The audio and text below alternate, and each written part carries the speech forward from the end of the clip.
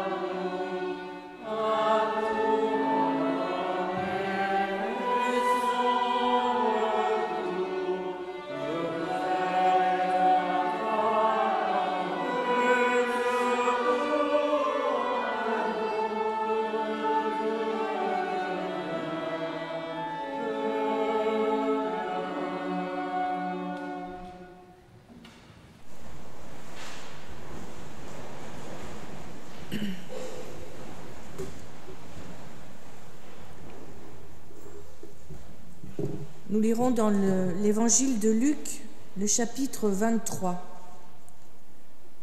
versets 13 à 31.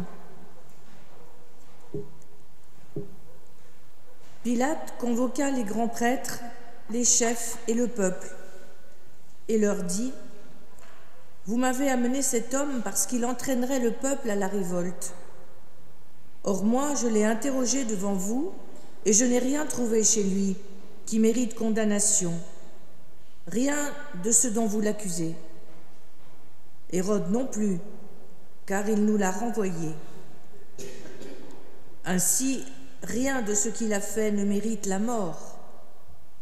Je le relâcherai donc, après l'avoir fait châtier. »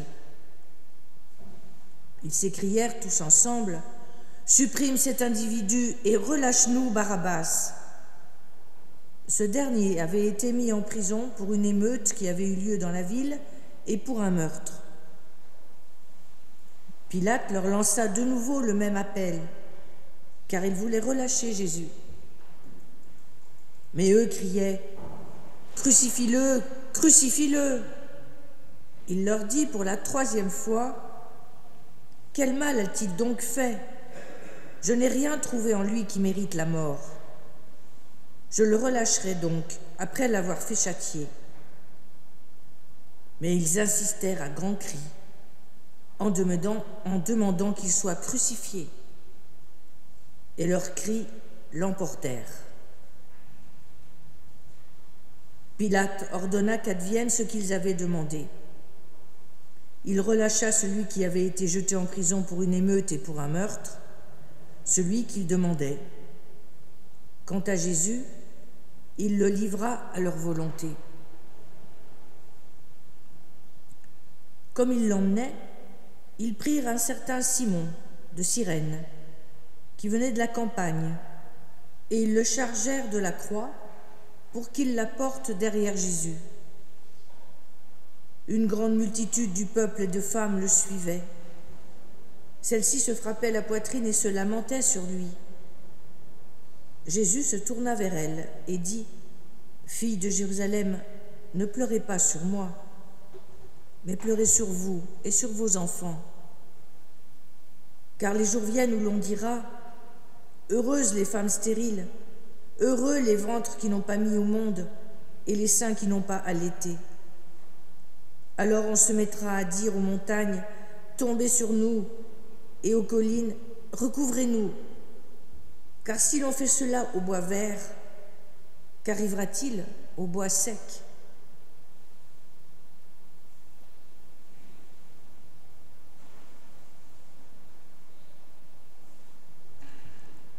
Témoignage de prisonniers dans les couloirs de la mort. Tout d'abord, Charles Flores au Texas. Cette maison de la torture est un obscur secret. La façon dont les prisonniers sont traités est inhumaine et les responsables ne veulent pas que les informations filtrent. Ils ne veulent pas que vous voyiez comment ce confinement solitaire, prolongé, continue à briser les esprits, les corps et les âmes de tous ces prisonniers contraints de souffrir dans une cellule de 2,70 m sur 3,60 m, 22 heures par jour, pour le restant de leur vie. Une situation si terrible qu'un de mes amis proches a été brisé par cet enfer et a choisi de se désister de ses appels pour se porter volontaire à l'exécution. Un individu condamné à mort est considéré comme un sous-homme.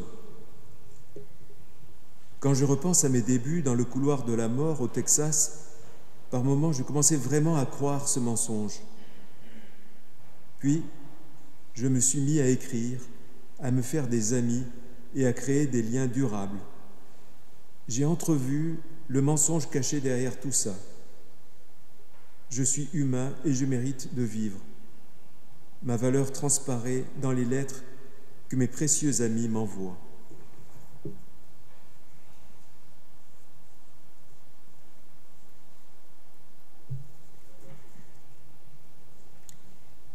Pete Uko au Kenya.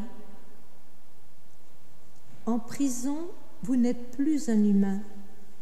On ne vous appelle plus par votre nom, on vous appelle par votre numéro.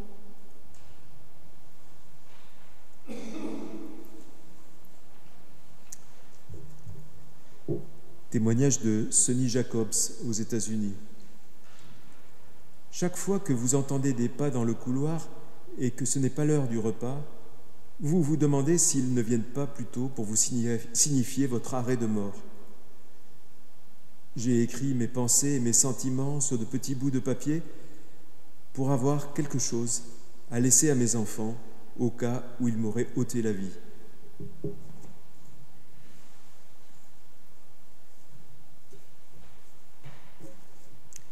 Détenu B à Taïwan.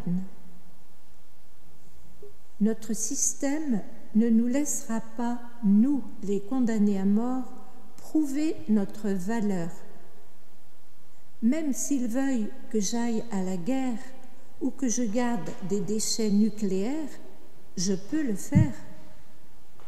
Nous ne voulons pas être une personne inutile.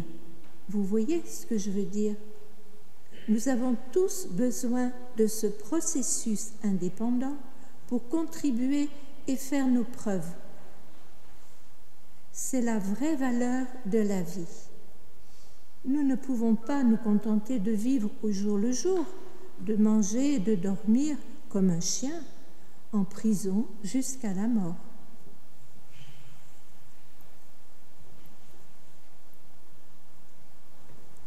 Témoignage d'Antoinette Chahine au Liban. Convaincu de mon innocence, je garde espoir. Mais mon procès est une désillusion. Ils ont trouvé un prétexte. Je suis condamné à mort. À l'annonce du verdict, je m'évanouis et développe une paralysie partielle.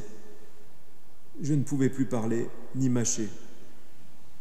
Je ne voyais pas le soleil, mais j'ai pu voyager. Vos lettres ont ouvert la porte de ma prison.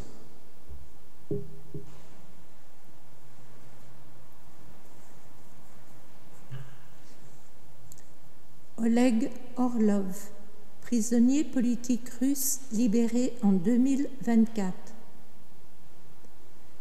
Recevoir une lettre donne un sentiment de lien avec l'extérieur. Elle donne l'impression que ce que nous faisons a du sens.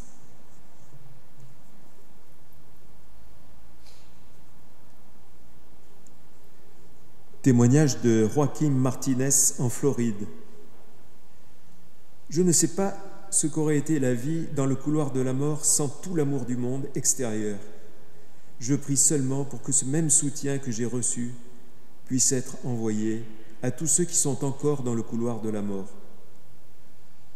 Croyez-moi quand je dis qu'ils ont vraiment besoin de sentir que quelqu'un ici se soucie d'eux et qu'ils ne sont pas et ne seront jamais seuls.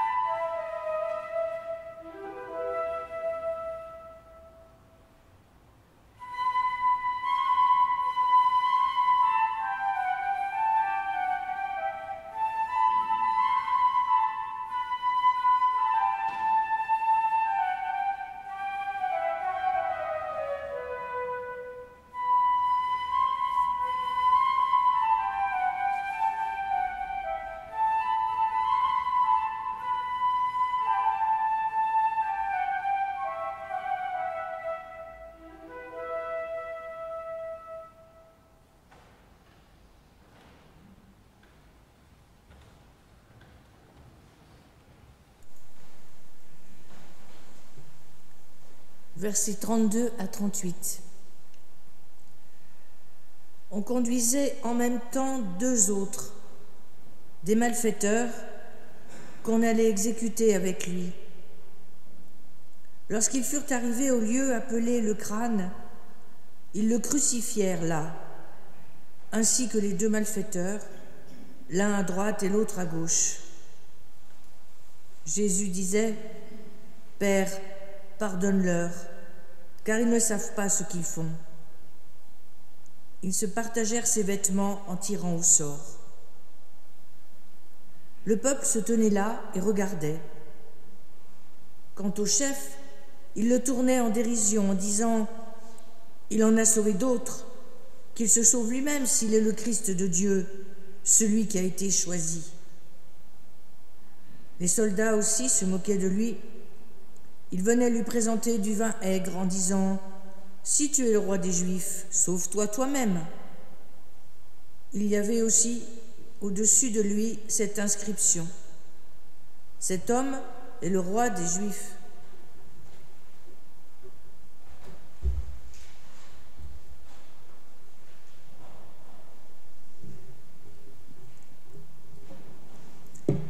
Je vous invite à la prière. Père, pardonne-leur, car ils ne savent pas ce qu'ils font. Combien cette prière résonne à nos oreilles. Père, pardonne-nous, car nous aussi, nous ne savons pas ce que nous faisons.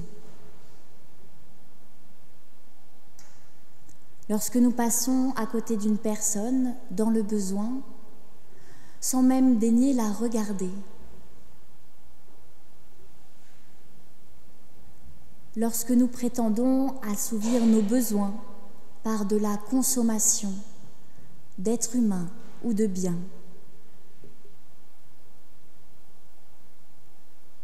lorsque nous considérons la nature comme une ressource illimitée à notre service, lorsque nous arrachons, tuons, sans nous soucier de la valeur de chacune de tes créatures, lorsque nous choisissons la mort plutôt que la vie.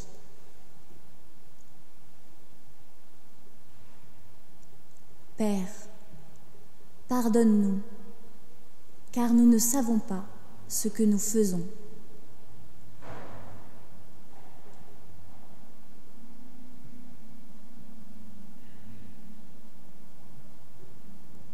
Nous sommes comme le peuple au pied de la croix.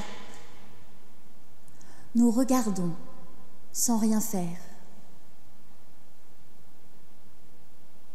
Nous regardons les nations se replier sur elles-mêmes et ériger des frontières.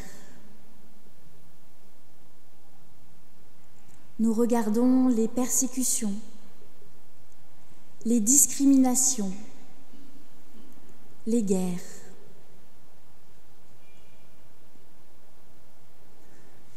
Nous regardons les industries vider la planète de sa beauté et nous restons là, les bras ballants à regarder.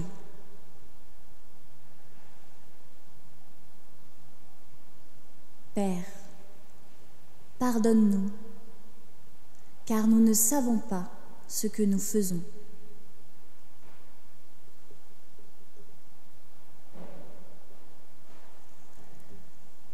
Si souvent, nous pensons pouvoir nous sauver par nous-mêmes,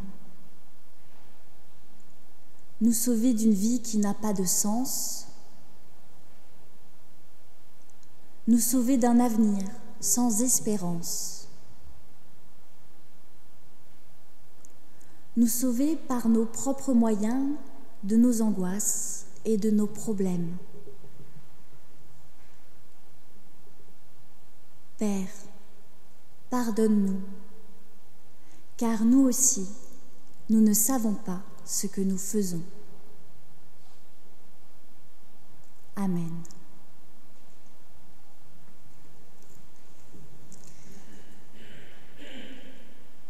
Et je vous invite à chanter.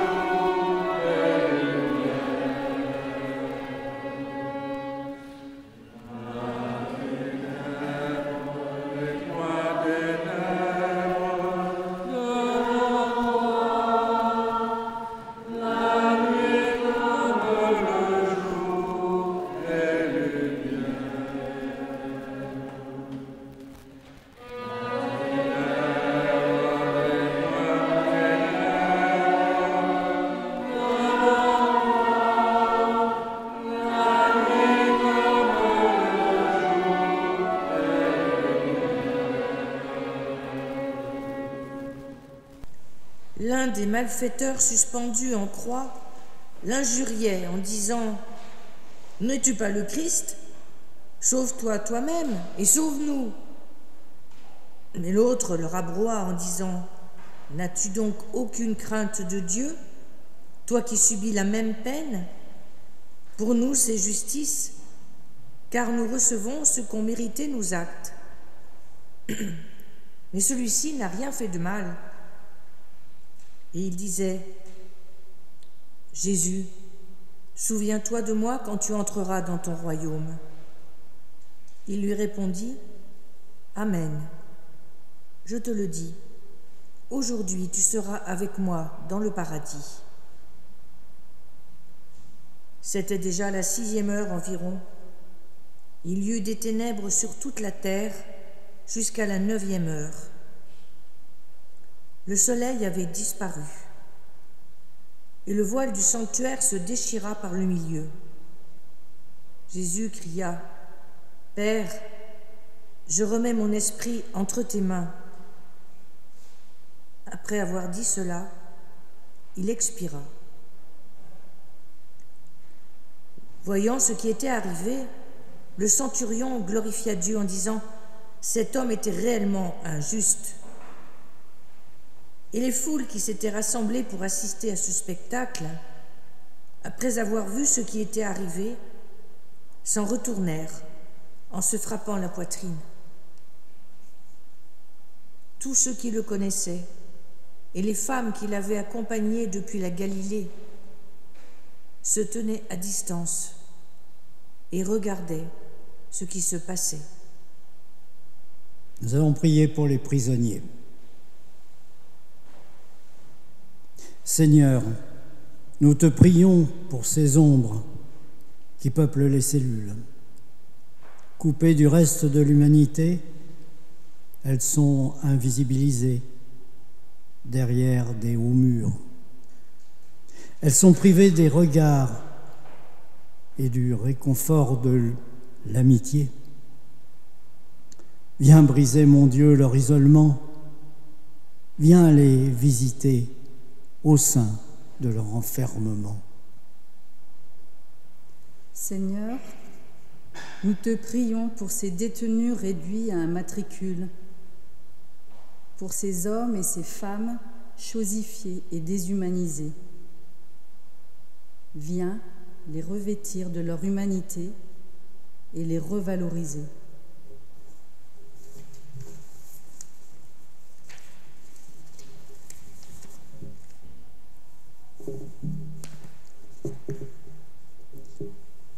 Seigneur, nous te prions pour ces condamnés à mort, malmenés et torturés, effrayés au moindre tintement de clé et vivant au jour le jour, sans aucune perspective.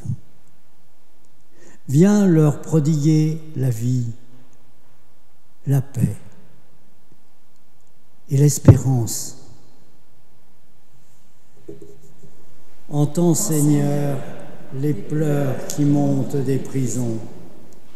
Entends, Seigneur, les pleurs qui montent des maisons, afin que prisonniers, familles et amis ne se découragent pas et gardent espoir en l'avenir.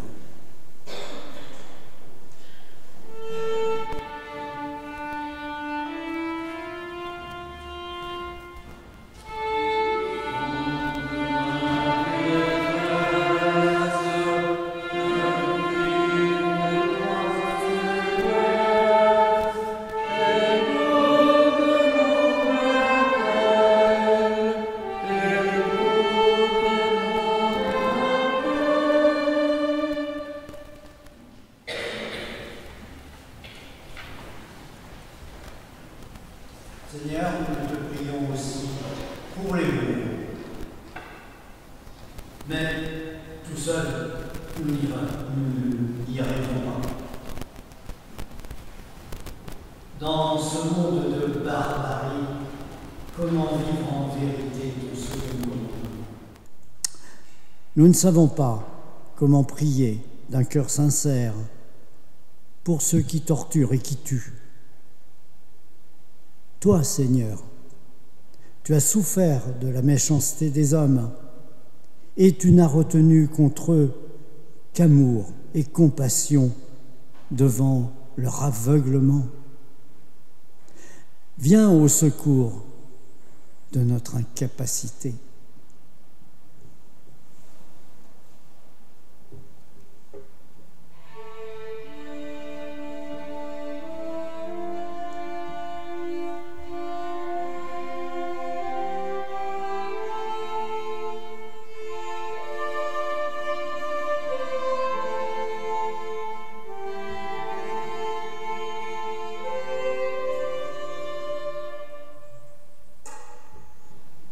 Apprends-nous à être en tout temps des artisans de paix, à nous méfier de l'engrenage de la violence.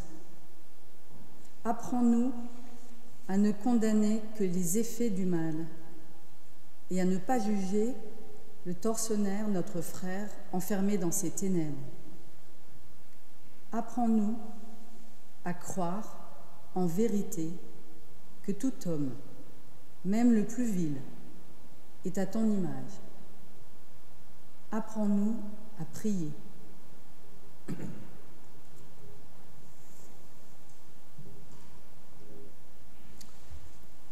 Nous te prions pour les bourreaux, acteurs de déshumanisation et d'avilissement. Saisis leur cœur et leur esprit, qu'ils renoncent à leurs pratiques infamantes, que nous ayons toujours l'espérance de voir naître en eux l'homme nouveau.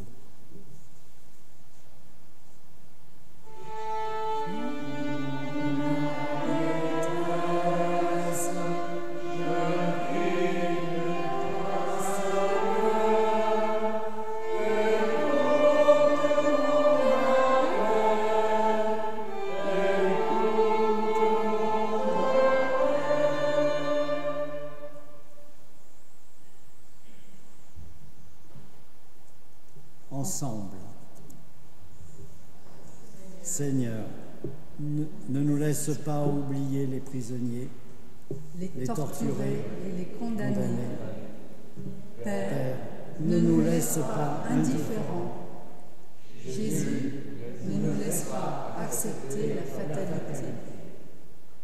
Esprit Saint, renouvelle notre persévérance et notre fidélité, pour qu'à travers nos lettres, nos prières, nos actions, c'est ta vie, ton amour que nous partageons, que peu à peu, notre action contribue à faire reculer l'indifférence, la violence et la haine.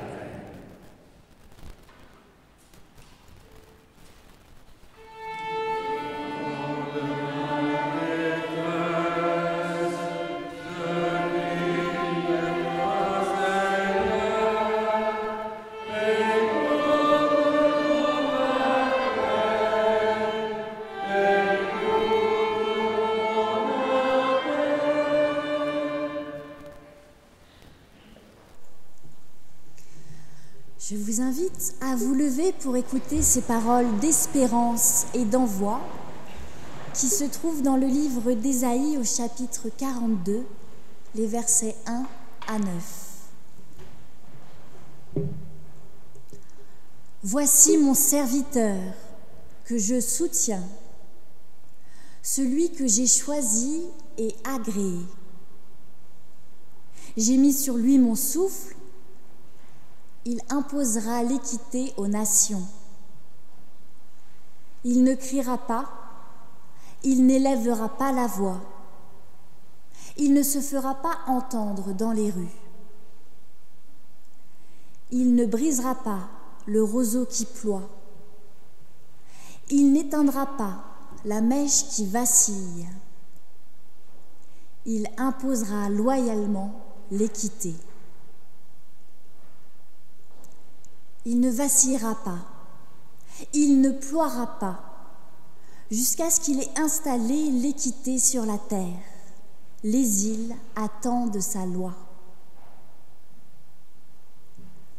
Ainsi parle Dieu, le Seigneur, celui qui crée le ciel et qui le déploie, celui qui étale la terre et ses productions, celui qui donne la respiration à ceux qui la peuplent et le souffle à ceux qui la parcourent. Moi, le Seigneur, je t'ai appelé pour la justice et je te prends par la main. Je te préserve pour faire de toi l'alliance du peuple, la lumière des nations, pour ouvrir les yeux des aveugles, pour faire sortir de la forteresse le prisonnier et de la maison de détention les habitants des ténèbres. Je suis le Seigneur, et c'est là mon nom. Je ne donnerai pas ma gloire à un autre, ni mon honneur aux statues. Le passé est arrivé. Je vous annonce du nouveau. Avant que cela ne germe, je vous le ferai entendre.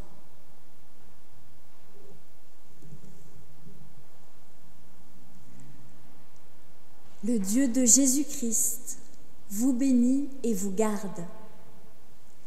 Il purifie nos cœurs, il guide nos actes, pour le bonheur, pour la vie et pour la paix.